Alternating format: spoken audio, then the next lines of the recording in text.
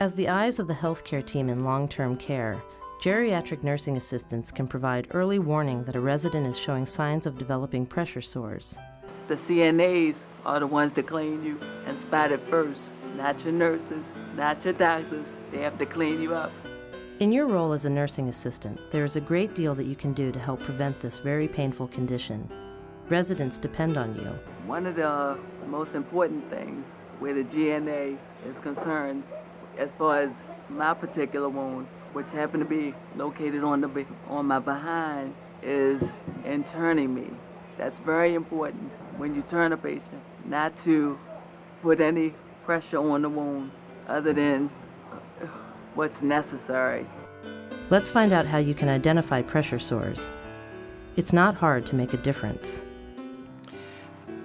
The stages of pressure sores are things that I think people need to be really very aware of. Any one of us who gets ill and lies in bed for 24 hours because of a viral illness, and you sort of curl up when you're not feeling well, and if you ever get up after that kind of illness and you go into the bathroom and you look between your knees, you're going to see a little red dot. And if you've been there for quite a while, that dot doesn't blanch, and that's a stage 1 pressure sore.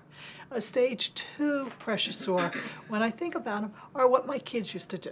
They'd run and they'd fall and they'd skin their knees. And what you would just see is the superficial skinning of your knee, just the top layer of skin basically off. That's a stage 2. It's an open area. Stage 3 is a little bit deeper if you really hurt yourself, and you've gotten into the subcutaneous tissue. So you're slightly deeper than just the skinning of the superficial layer of skin.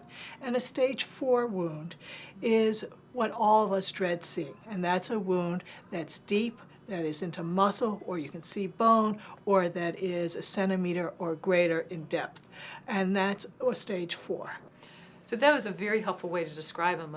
A couple other little points I want to make is that there's a huge difference. A stage 2 and a stage 3 may look very similar, but they heal differently. So if you let it go that much further, it may take months to heal instead of 2 weeks. A stage 2, if you take care of it right, which is to treat it gently with a moist dressing, it can be healed in 2 weeks, just like when you skin your knee.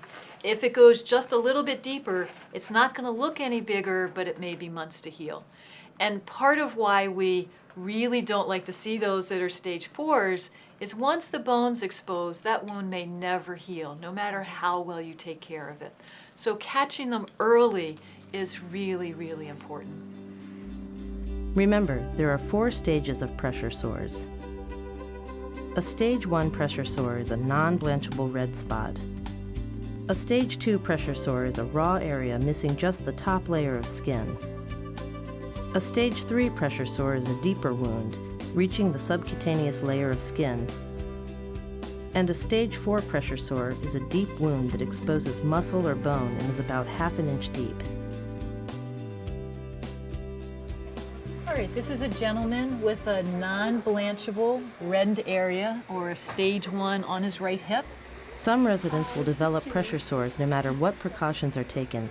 We are using a protective dressing over it, a hydrocolloid that just protects the area, and he is on a mattress that has air in it that gives him some pressure relief. It's a good idea to date dressings. Different kinds of dressings can be left different lengths of time. This type of dressing can actually be left for 3 to 7 days as long as it's intact and not draining. As you've seen, pressure sores can occur very easily. Let's find out what you can do to prevent them from occurring. Pressure ulcers are considered to occur for 4 main reasons: pressure, moisture, friction, and shear. Michelle, what can you tell me about how you prevent pressure on your patients? I make sure my patient is turned and positioned at least every 2 hours. More frequent than that if it's, if it's possible, if I can. You reposition them with pillows, keeping the heel cushions, the heels off the bed, making sure that your sheets are straight and that your no wrinkles in the bed, making sure that your body is aligned properly in the bed. If they're in a wheelchair, you make sure that they have the proper chair pads. You make sure that they're repositioned in the chair. You make sure that you move them around every 2 hours so that they're not in the same position to prevent pressure. People that are prone to have pressure, you want to get them off that area after a certain amount of time and lay them back down. Just basically turning and repositioning them and making sure that they have the proper chair and cushion and everything that they need. Remember, to prevent pressure sores from developing on residents, you should turn your residents at least every 2 hours, more often if needed. Make sure heels are cushioned from one another and kept off the bed. Ensure there are no wrinkles or foreign objects in the bed. And make sure residents in wheelchairs have proper pads and change positions often. Another important thing to remember is that residents need to be kept dry. Even if a little gets under the bandage and they leave it or wipe it, I've had cases where they just wipe it off, lay you back down, thinking you're clean. But that's a mistake because the pressure from you laying back on it spreads it out and it ends up inside your wound. And later on, when the wound team sees it, it makes the wound worse. Let's find out how we can protect residents from moisture.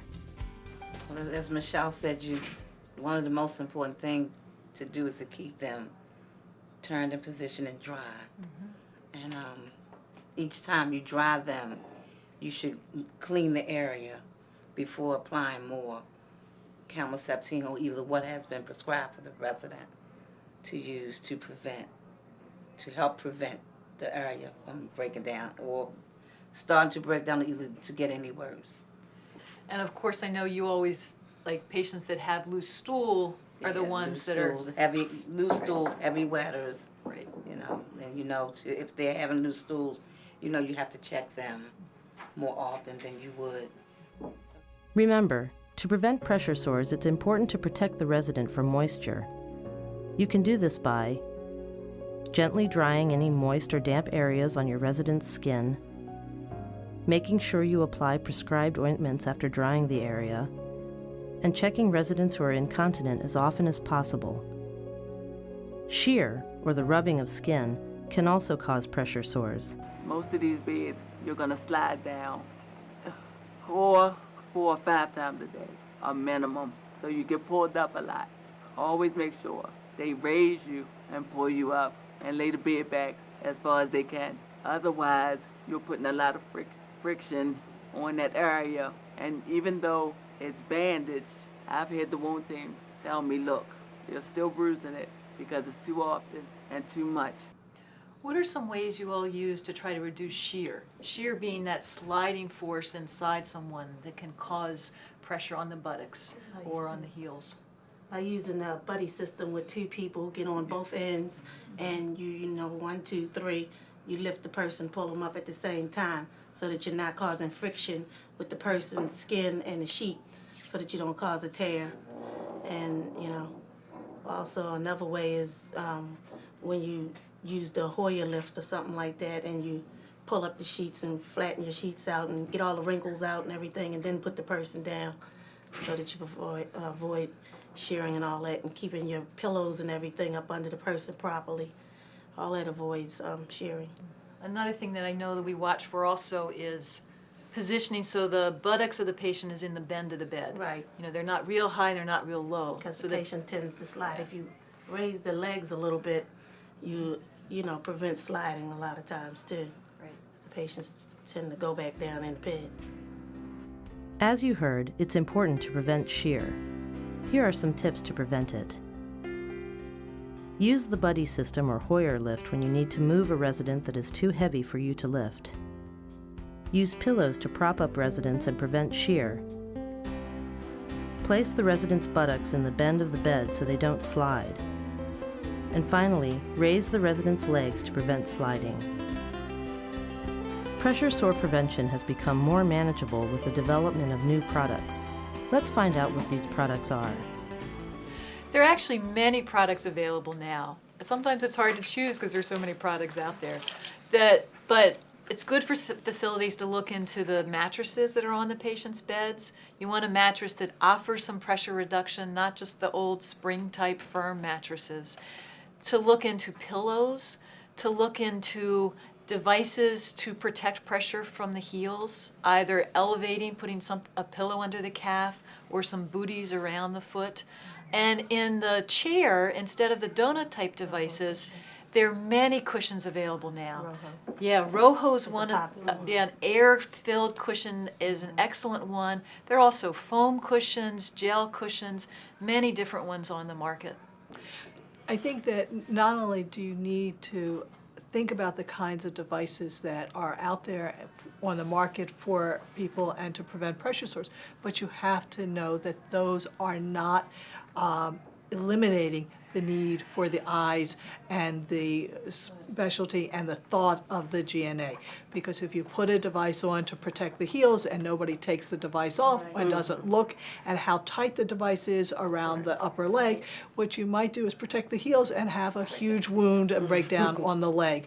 So these devices are wonderful aids to the GNAs who are there being the eyes, the ears, the knowledge base, and letting people know whether the devices in fact are working, and where the GNAs will take the devices off for a while, because you can't leave anything on constantly, even though it is a wonderful pressure relieving device. And sometimes simple things, just a pillow. How many times have we all seen somebody who has become increasingly immobile because of strokes or or just they've become acutely ill for a couple of days with a pneumonia or a urinary tract infection, and they lie in the same position, and nobody, or often people don't think to look at the back of their head, and there they break down, and it's under the hair, and then somebody gets a great surprise when they start to wash their hair. So you need to think about the devices that we use, but you can't substitute people. As you heard, there are many products available to help prevent pressure sores from occurring. Here are some of the things that can be helpful. Pressure-reducing mattresses, booties and pillows to protect the heels, and special pads for residents in wheelchairs. Keep in mind, these devices are only tools. They alone do not prevent pressure sores. So this is a stage 3 pressure wound on the side of her foot. Some residents are more prone to skin breakdown than others.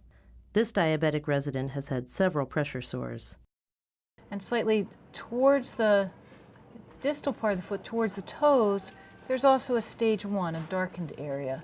The purple color actually can indicate deeper tissue injury, that the purple may be damage down in the deeper tissue. So it looks like a stage 1, but may end up being deeper.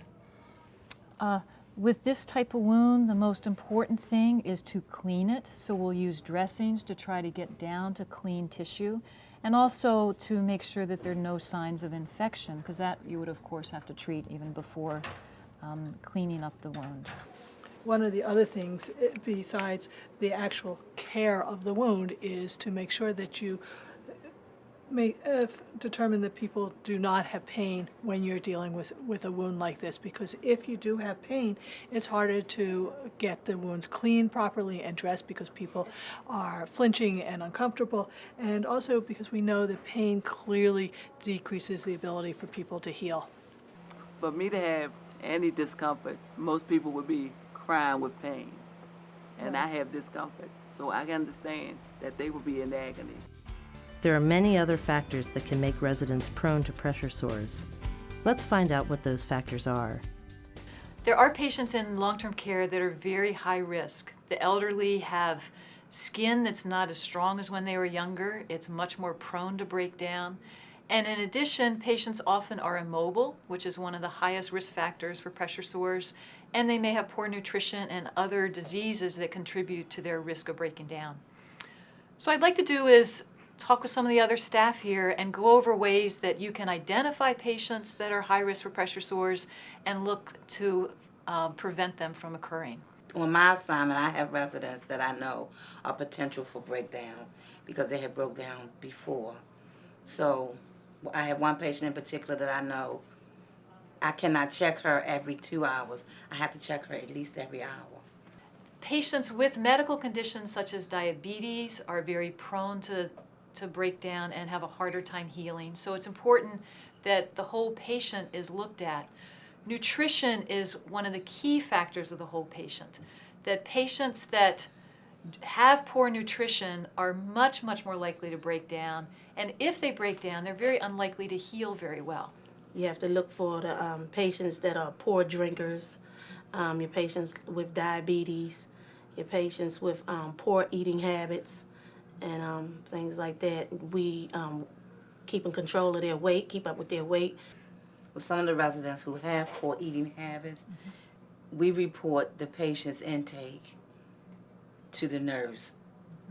Like if we had a patient and they didn't eat none of breakfast, 50% of lunch, and none of dinner, we report that. And sometimes if it continues, there are nourishments and supplements that are ordered for them that we give them, and we make sure that they're taken. And if you have some patients that are just going to refuse no matter what, then you work with them. You try other things to get them to eat. Right. Because, and most of the times if you work with them long enough, you can get enough in them to, keep them healthy to where it would probably help to prevent the breakdowns. I think you just made a couple really key points. One, you do everything you can and you keep working with the situation to see how to optimize nutrition. The other thing is that you report to the nurse what's going on. Remember to look out for the following factors that may place residents at greater risk of developing pressure sores: the fragile skin of the elderly, prolonged pressure to areas of the body, a previous history of pressure sores, poor nutrition, and diseases such as diabetes. Most importantly, you should report any developments to a nurse on duty. This is a patient